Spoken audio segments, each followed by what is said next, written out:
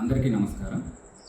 ఈ నెల 9వ తారీఖున బంగారపాళ్యం మండలంలో మ్యాంగో మార్కెట్ యార్డ్కి ఎక్సీఎం గారు వస్తున్న దృష్ట్యా ఇప్పటికే పోలీసులు పర్మిషన్ ఇవ్వడం జరిగింది.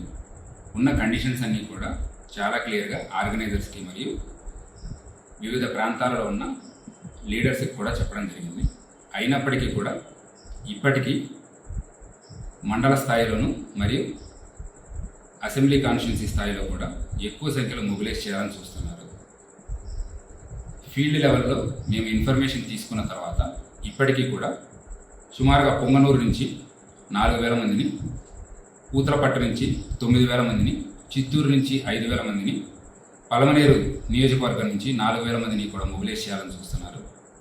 పోలీసులు ఎంతగా చెప్పిన తర్వాత కూడా బైక్స్లో మొబిలైజ్ చేస్తామని అన్ని రకాలుగా ట్రై చేస్తున్నారు. అలానే ఎవరైతే సరే బైకులో లేదా కారులో వెళ్ళే వాళ్ళకి పెట్రోల్ పోయిస్తామని చెప్పేసి మద్యం మత్తు చూపించి అలానే మనీ కూడా ఇస్తున్నారని పక్కా సమాచారం మా దగ్గర ఉన్నది. ఇప్పటికే ఈ విషయం చాలా క్లియర్గా చెప్పేసి ఎవరైతే మొబిలైజ్ చేస్తున్నారో 377 మందికి మనం నోటీసులు ఇవ్వడం జరిగింది. ఈ నోటీసులో చాలా క్లియర్గా మెన్షన్ చేశాము. ఇది వరకు జరిగిన ఒక 3 ఇన్సిడెంట్స్ కూడా రాసి ఇక్కడ పోలీసులు చెప్పింది ఆర్గనైజర్స్ ఫాలో అవ్వలేకపోవడం వలన జరిగిన ఏవైతే లా అండ్ ఆర్డర్ ఇన్సిడెంట్స్ ఉన్నాయో వాటన్నిటినీ కూడా రాసి చాలా క్లియర్గా మనం విజ్ఞప్తి చేయడం జరిగింది. ఇప్పటికీ కూడా ఇంత చెప్పిన తర్వాత కూడా ఎక్కువ మంది సంఖ్యలో తీసుకొద్దామని చూస్తున్నారు.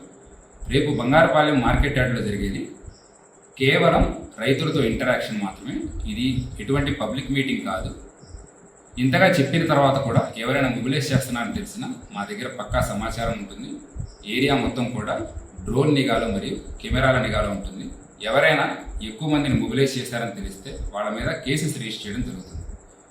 ఈ 377 మందికి ఎవరికైతే ఆల్రెడీ నోటీసులు ఇచ్చామో వీళ్ళల్లో ఆల్రెడీ 55 మందికి మీద ఇంతకుముందు కేసులు కూడా ఉన్నాయి. సో రౌడీ షీటర్స్ కూడా కొంతమంది ఆల్రెడీ ఇన్వాల్వ్ అవుతున్నారు. ఆ పక్కా సమాచారం మా దగ్గర ఉన్నది. సో దయచేసి జనాలు ఎవరు కూడా చెప్పిన మాట వినొద్దండి.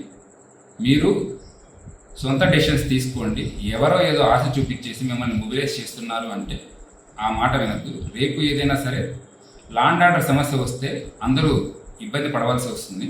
నేను మరొకసారి విజ్ఞప్తి చేస్తున్నాను, లార్జ్ స్కేల్లో మొబిలైజేషన్ చేయవద్దు.